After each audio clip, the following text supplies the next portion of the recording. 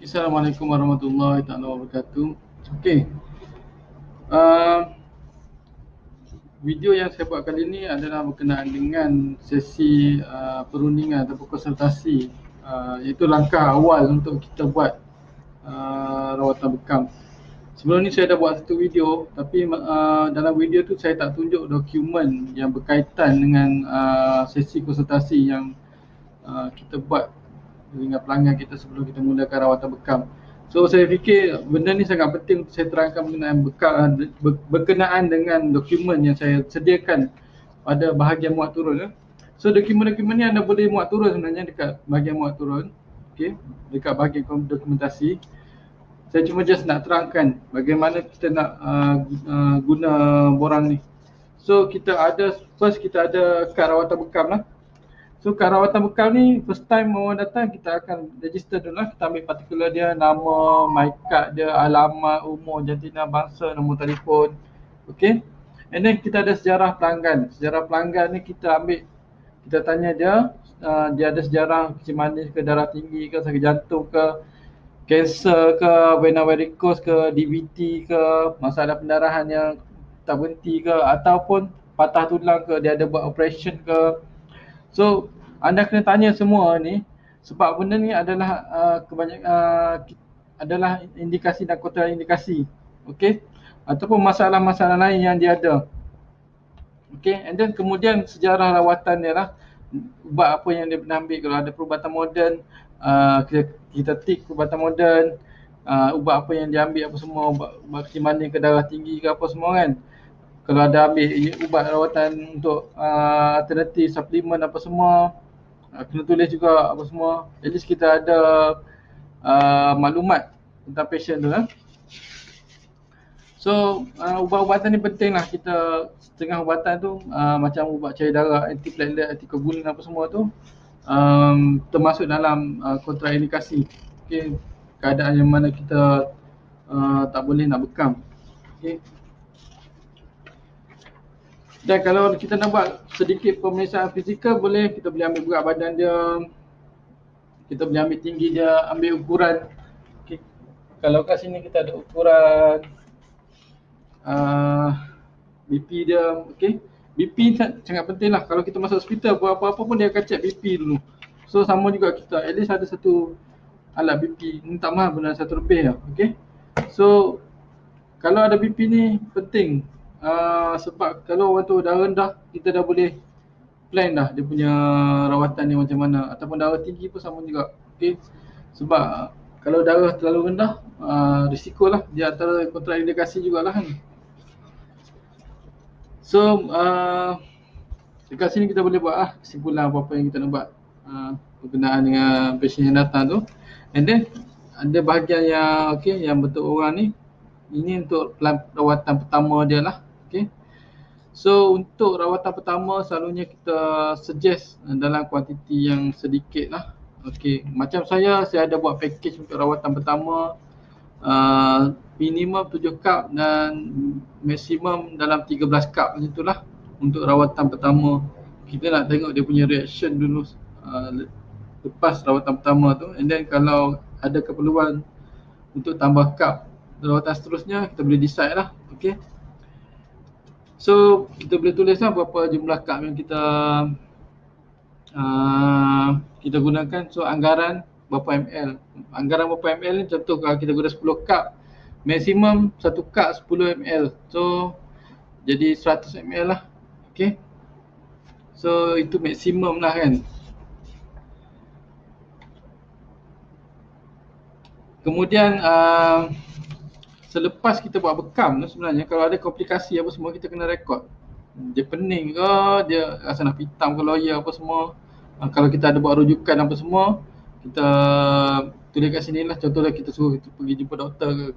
Contohnya kalau kita detect masa kita bekam tu dia ada asid uric apa semua, ataupun dia ada keluar kandungan air yang banyak, contohnya pada bahagian pinggang tu tanda-tanda salah satu simptom kepada kegagalan buah pinggang lah. Okey, dia sebenarnya kalau keluar air ni banyak sebenarnya simptom dia. Boleh jadi jantung, boleh jadi kita punya hati, Okay, so mostly yang saya jumpa kebanyakan tanda-tanda penyakit buah pinggang lah. Okay, so apa-apa pun kita tak sure, kita suggest orang yang datang tu untuk buat pemeriksaan lanjut dekat hospital lah. Okay, so pelan rawatan susulan kita suggest tarikh bila untuk dia orang datang next. Okay, so dekat sini ni kita boleh secure dah kita punya customer lah, at least dia tahu. And then kita boleh buat reminder lah nanti. Okay, so untuk permulaan rawatan ni selalunya kita akan suggest buat 3 kali rawatan dulu lah. Sebab 3 kali rawatan ni supaya adil lah kata. Sebab rawatan bekam ni bukan sekali rawatan boleh sembuh ataupun boleh kurangkan kata penyakit apa semua, boleh bantu penyakit. Dia ambil masa. Macam saya dulu pun, saya ada darah tinggi, saya ada gout, saya ada gastrik. Saya ambil masa dekat setahun juga ulang-alik buat bekam apa semua. Ini baru okey. Baru darah tinggi saya okey. So sama juga dengan customer kita. Kita galakkan dia untuk jadikan amalan berbekam ni satu amalan yang istiqamah lah. Okay. So kita boleh tulis lah nama kita kat sini, tanda tangan, tarikh apa semua. Dan untuk bahagian seterusnya adalah borang keizinan rawatan. Borang keizinan rawatan ni sangat penting kita punya insurans lah. Okay. So ini adalah informed consent. Informed consent. Persetujuan termaklum.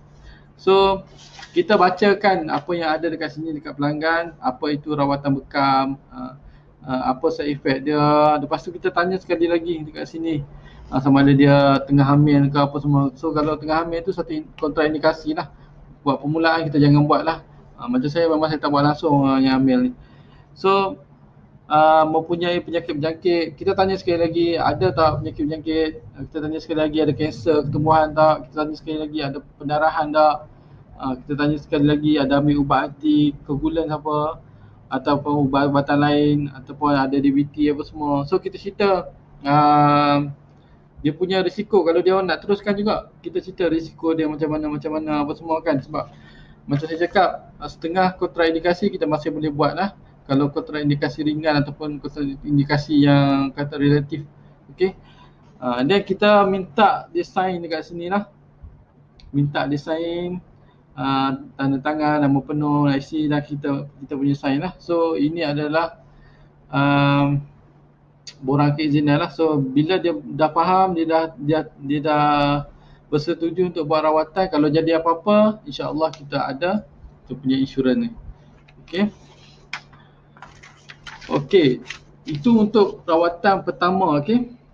Bila dia main repeat dia datang repeat untuk rawatan kedua, ada satu borang, kita panggil borang rancangan rawatan lah.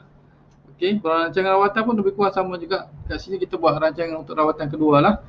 Okey, sebelum buat rawatan bekam tu, macam biasa kita buat konsultasi, kita tanya dia macam mana terapan rawatan sebelum ni, ada masalah apa-apa dah, ada feedback apa-apa dah. Dan kita tanya dia nak tambah cup ke, ataupun sebelum ni dia pening, kita nak kurangkan cup ke apa semua, ataupun dia ada masalah lain apa semua, kita boleh plan cup dekat mana berdasarkan masalah lah. So kita just tulis nama, tarikh, bilangan rawatan yang dia datang lah. Dan kita tanda poin-poin yang kita nak buat lah. Kat sini kita boleh tanda. So kita ada rekod, okay. Dan jumlah poin, bilangan darah, anggaran, and then catatan lah, apa-apa yang berkaitan catatan. And then selepas kita habis bekam, kita buat cadangan temujanji seterusnya lah. Ini pun kita nak secure temujanji jugalah. Okay. So saya ada buat, macam saya ada buat package untuk 3 kali, package untuk 10 kali. So kalau orang betul-betul serius nak jadikan bekam ni untuk ubah dia punya kesihatan, memang kita suggest untuk ambil 10 kali. Okay. So dokumen-dokumen ni sebenarnya untuk pusat rawatan lah. Tapi kalau anda tak ada pusat rawatan, anda buat mobile ataupun anda buat kat rumah, at least ada juga sebagai rujukan anda nak buat konsultasi, simple konsultasi walaupun tak formal. At least anda tahu benda apa yang anda nak tanya dekat customer, benda apa yang anda nak tanya dekat orang yang anda nak bekam tu. Okay. So sesi konsultasi ni sangat-sangat penting lah. Okay. Kita kalau nak jadi perawat yang high class ni, kita kena tahu benda-benda ni. Okay. Kita nak naikkan martabat rawatan bekam ni. Bukan saja saya nak sebarkan kepada semua orang, tapi saya nak naikkan martabat rawatan bekam ni, so kita kena ada documentation. Okey, itu saja untuk bahagian konsultasi untuk video kedua ya. Okey, sekian, terima kasih.